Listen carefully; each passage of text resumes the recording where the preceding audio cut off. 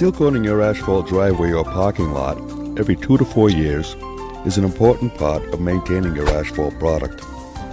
It is also the best time to take care of any cracks or holes that need to be filled to prevent water from getting into your base. Sealers help prevent damage from oil, gas, and transmission fluids. For these reasons alone, sealing is of great value to the longevity of all asphalt products. Seal coat should be applied 90 days after your new driveway installation to prevent oil stains or, even worse, oil damage. The sun is one factor which makes sealing of value.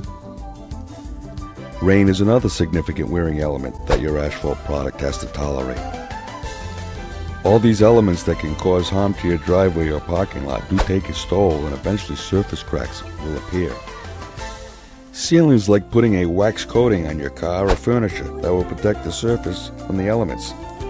It also adds elasticity to asphalt, will restore the color, help protect it from oil spots and staining, and even makes your driveway smoother by filling all the pores and cracks.